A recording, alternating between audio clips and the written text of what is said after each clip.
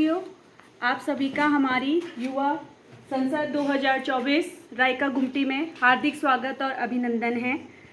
आज हमारी इस संसद में हमारे कक्षा 9 से 12 तक की छात्र छात्राओं ने प्रतिभाग किया है और हमने इस संसद का एक लघु रूप यहाँ दिखाने का प्रयास किया है और ये हमारा प्रथम प्रयास है।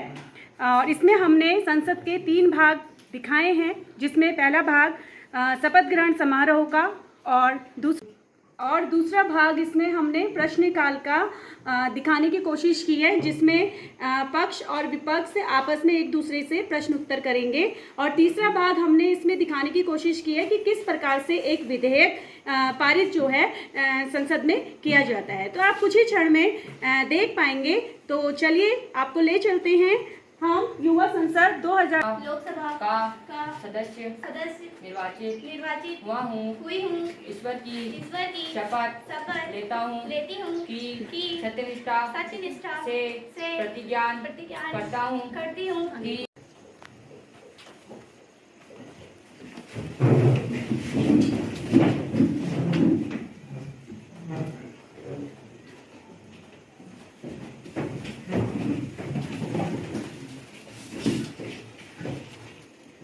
मेरा नाम मानवी है। मैं कक्षा 7 की छात्रा हूँ। युवा संसद 2024 में मैं अध्यक्षा महोदया की भूमिका निभा रही हूँ। मेरा नाम नीमा है। मैं कक्षा 12वीं की छात्रा हूँ। युवा संसद 2024 में मैं विदेश मंत्री की भूमिका निभा रही हूँ। धन्यवाद। नमस्कार, मेरा नाम लक्ष्मी है। मैं कक्षा 10 की छात्रा हूँ। युवा संसद 2024 में मैं वित्त मंत्री की भूमिका निभा रही हूँ। नमस्कार, मेरा नाम यशु है। मैं कक्षा 12 की छात्रा हूँ। युवा संसद 2024 में मैं पर्यावरण मंत्री की भूमिका निभा रही हूँ। धन्यवाद। नमस्कार, मेरा नाम भावना है। मैं युवा संसद 2024 में प्रतिपक्ष नेता की भूमिका निभा रही हूँ। नमस्कार, मेरा नाम हेमा रावत है। मैं कक्षा 11वीं की छात्रा हूँ। मैं युवा संसद 2024 में शिक्षा मंत्री की भूमिका निभा रही हूँ। नमस्कार, मेरा नाम प्रीति है। आज युवा संसद 2024 में सड़क एवं परिवहन मंत्री की भूमिका निभा रही है। नमस्कार, मेरा नाम शिवानी है। आज युवा संसद 2024 में मैं गृह मंत्री की भूमिका निभा रही हूँ। नमस्कार, मैं दीपांशु कक्षा 11वीं का छात्र हूँ और आज मैं युवा संसद 2024 में रक्षा मंत्री की भूमिका निभा रही हूँ।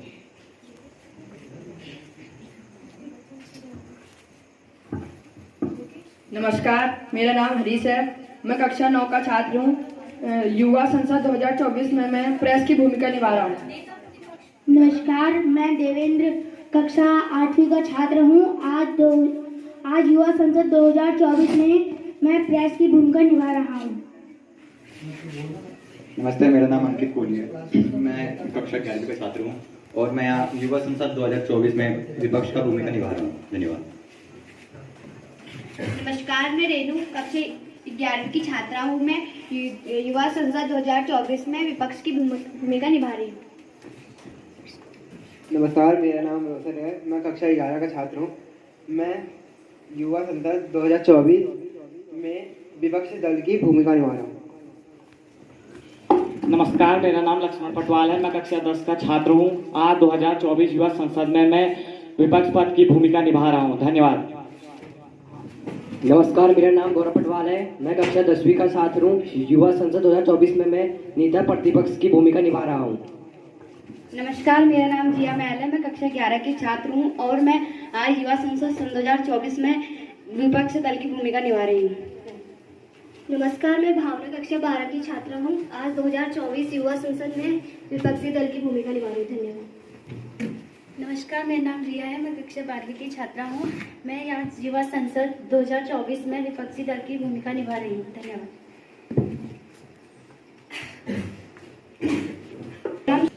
निर्वाचित सांसद शपथ ग्रहण कार्यक्रम शुरू करें। ईश्वर की शपथ लेती हूँ कि मैं विधि द्वारा स्थापित भारत के संविधान के प्रति सच्ची श्रद्धा और निष्ठा रखूंगी। मैं भारत की प्रभुता और अखंडता अक्षुण्ण रखूंगी। जो विषय संसद के सदस्य के रूप में मेरे विचाराधीन लाया जाएगा, उसमें किसी भी प्रकार का पक्षपात के बिना, भय या पक्षपात, अनुराग या द्वेष के बिना संविधान और विधि के अनुसार अपने कर्तव्यों का श्रद्धापूर्वक निर्वहन करूंगी। धन्यवाद। अंकित कोहली ईश्वर की शपथ लेता हूँ कि मैं विधि द्वारा स्थापित भारत के संविधान के प्रति सच्ची श्रद्धा और निष्ठा रखूंगा। मैं भारत की प्रभुता और अखंडता अक्षुण्ण रखूंगा और जो विषय संसद के सदस्य के रूप में मेरे विचारहीन लाया जाएगा उसमें किसी भी प्रकार का पक्षपात किए बिना, भय या पक्षपात, अनुराग या दोष के बिना संविधान और विधि के अनुसार अपने कर्तव्य का श्रद्धापूर्वक निर्वहन करूंगा। धन्यवाद।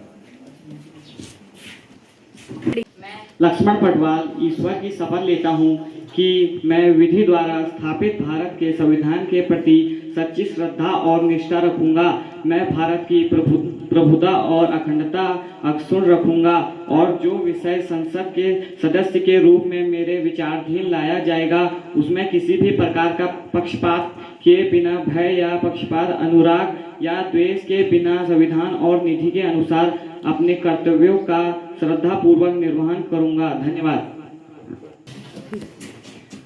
आप सभी निर्वाचित सांसदों को हार्दिक बधाई एवं शुभकामनाएं।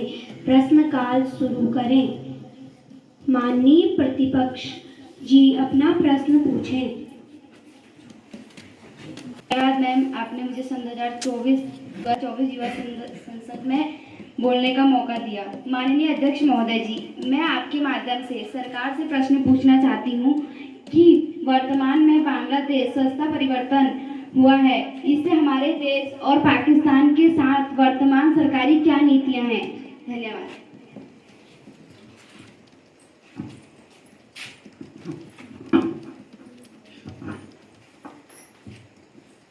माननीय मंत्री जी प्रतिपक्ष के पूछे गए प्रश्न का उत्तर दीजिए।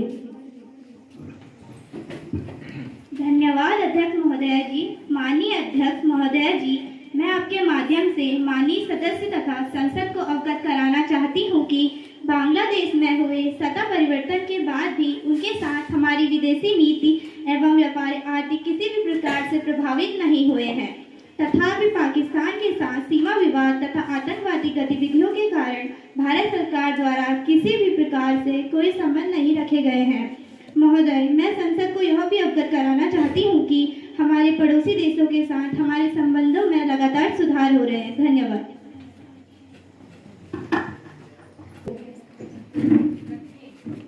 माननीय सदस्य प्रतिपक्ष अपना प्रश्न सदन में रखें।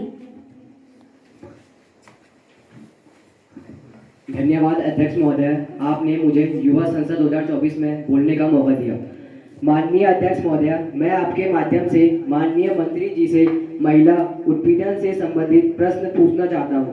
जैसे कि 1 महीने पहले कोलकाता में एक महिला डॉक्टर का मर्डर किया गया है और लड़कियों की सुरक्षा के लिए क्या कदम उठाए जा रहे हैं? या तो सरकार तुरंत कार्रवाई करे या आरोपी को फांसी की सजा दी जाए या तो सरकार। धन्यवाद।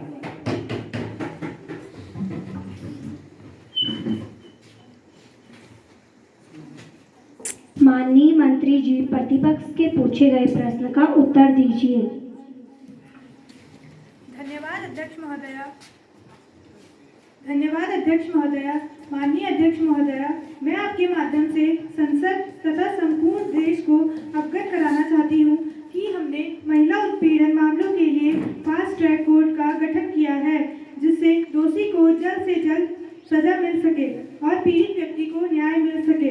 अतः महोदया, हमने महिलाओं के लिए इमरजेंसी नंबर भी जारी किए हैं और हमने प्राकृतिक आपदा से निपटने के लिए प्रत्येक राज्य व जिला स्तर पर आपदा राहत केंद्र की स्थापना की है, जिससे त्वरित गति के वाहनों से राहत पहुंच सके। धन्यवाद।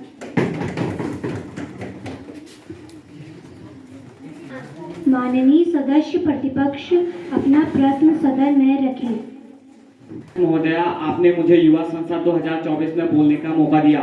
माननीय अध्यक्ष महोदया, मैं आपके माध्यम से माननीय मंत्री जी से सुरक्षा से संबंधित प्रश्न करना चाहता हूं, जिसमें देश में हो रही आतंकवादी घटनाओं के कारण आम नागरिक की मृत्यु हो रही है। जनता में डर का माहौल है। आए दिन हमारे सैनिक शहीद हो रहे हैं। जम्मू कश्मीर में ऐसी घटनाएं लगातार हो रही हैं। सरकार द्वारा आतंकवादियों को रोकने के लिए क्या किया जा रहा है? देश के अंदर भी गुंडा राज चल रहा है। गुंडे माफियाना द्वारा जनता को टारगेट किया जा रहा है। गरीब जनता को परेशान किया जा रहा है। इन सभी घटनाओं को रोकने के लिए सरकार क्या कदम उठा रही है? धन्यवाद। मंत्री जी प्रतिपक्ष के पूछे गए प्रश्न का उत्तर दीजिए। धन्यवाद अध्यक्ष महोदया। माननीय अध्यक्ष महोदया, मैं आपके माध्यम से माननीय सदस्य एवं प्रतिपक्ष तथा सभी देशवासियों को बताना चाहता हूं कि हमारी सरकार द्वारा जम्मू कश्मीर में धारा 370 हटाने के बाद आतंकवादी गतिविधियों में काफ़ी कमी आई है और पत्थरबाजी की घटनाएं बंद हो गई हैं। देश में आतंकवादी घटनाओं में पूर्ण नियंत्रण कर लिया गया है। देश में हो रही घटनाएं पर भी पूर्ण नियंत्रण है। ऐसी घटनाओं को रोकने के लिए सेना व स्थानीय पुलिस को अलर्ट पर रखा गया है।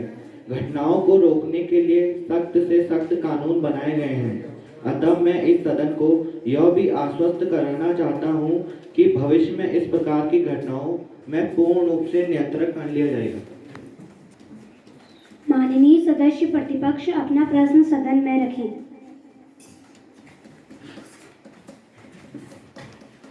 धन्यवाद अध्यक्ष महोदय, आपने मुझे युवा संसद 2024 में बोलने का मौका दिया। माननीय अध्यक्ष महोदय, मैं शिक्षा मंत्री जी से व सरकार से यह जानना चाहता हूं कि वर्तमान में जो शिक्षा प्रणाली है वह बच्चों को बेरोजगारी की ओर धकेल रही है।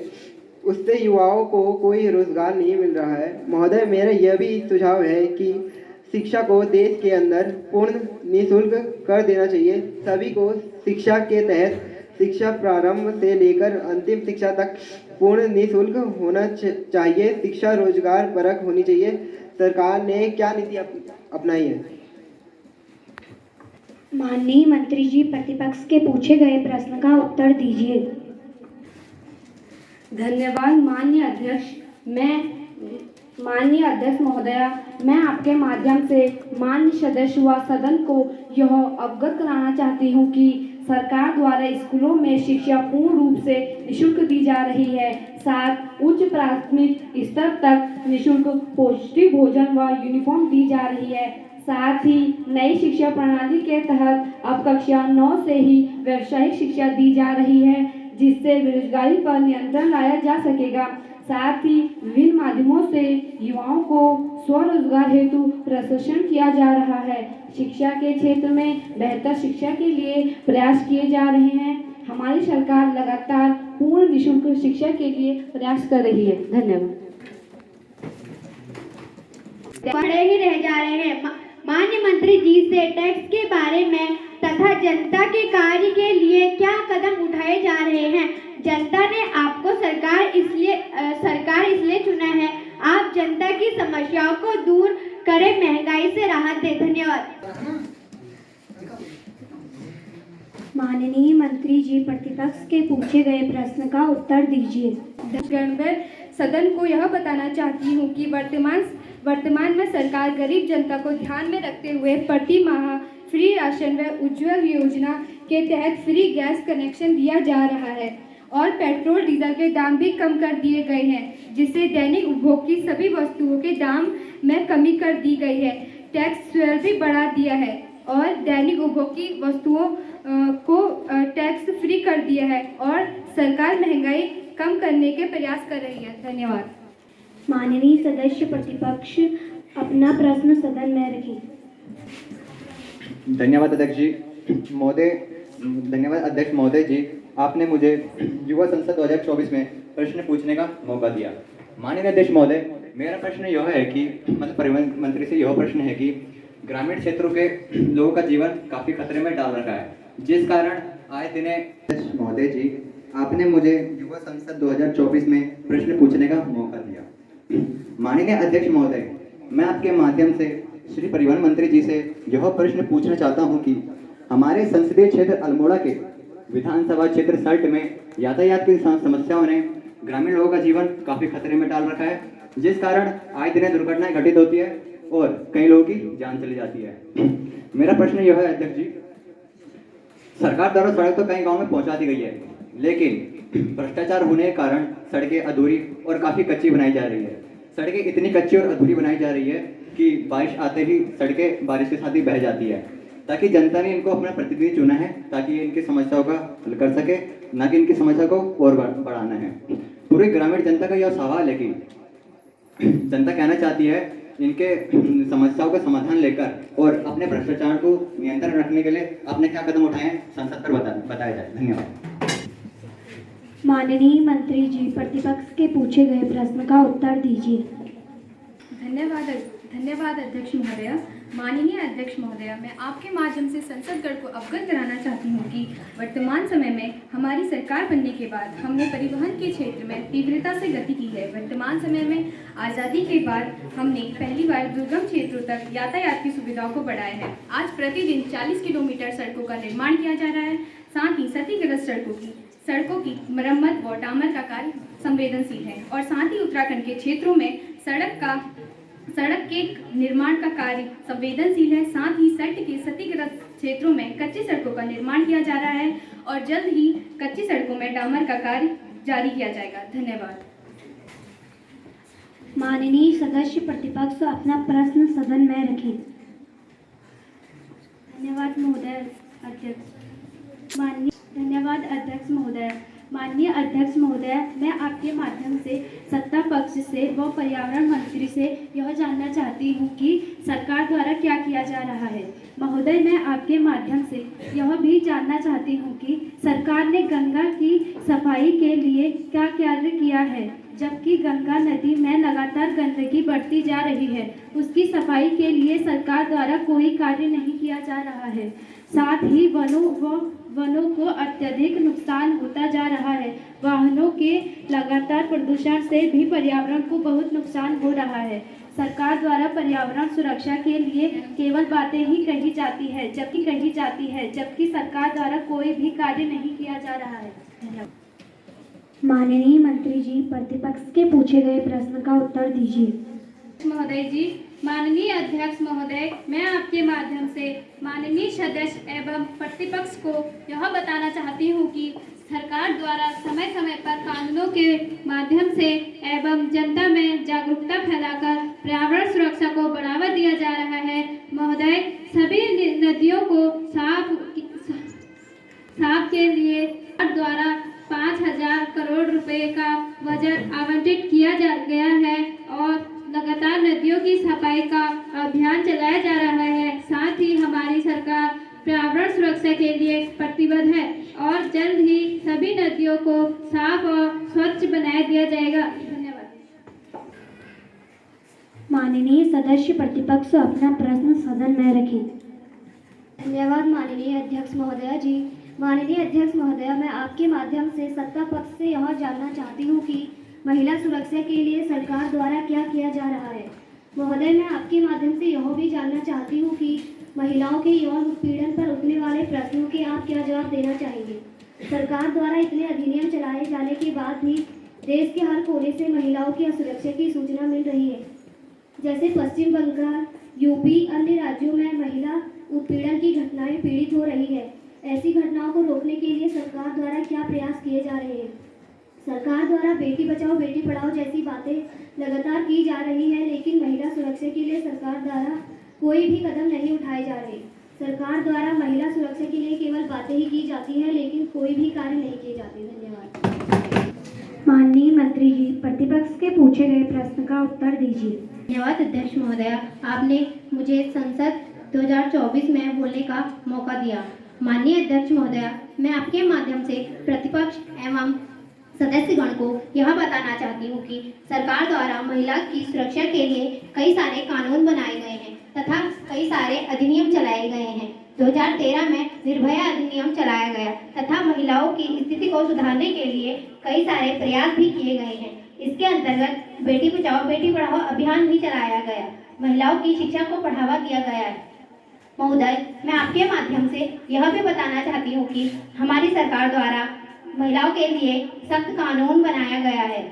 पूर्व में हमारे मंत्री जी ने फास्ट ट्रैक कोर्ट की जानकारी आपको दे दी है।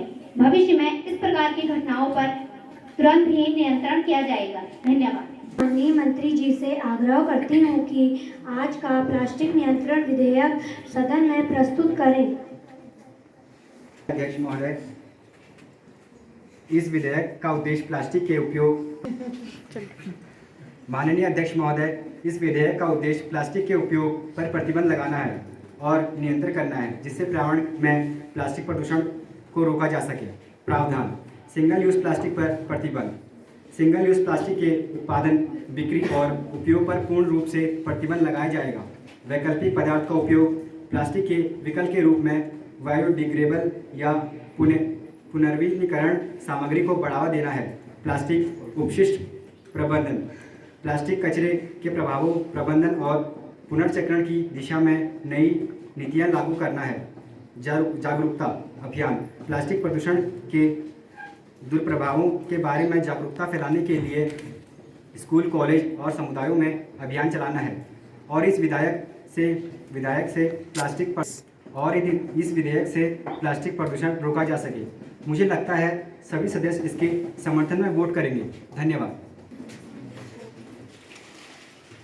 उक्त विधेयक पर संसद के कितने सदस्य पक्ष में हैं और कितने विपक्ष में हैं? मुझे लगता है कि इस पर वोटिंग कराने की आवश्यकता नहीं है, इसलिए सभी सदस्य अपना समर्थन हाथ उठाकर हाँ या ना में जवाब दें।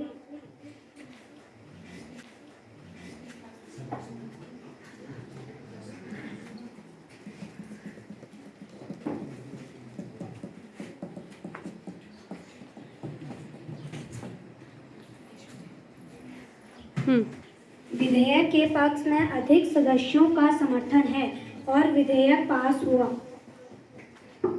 समापन के साथ राष्ट्रगान शुरू करें।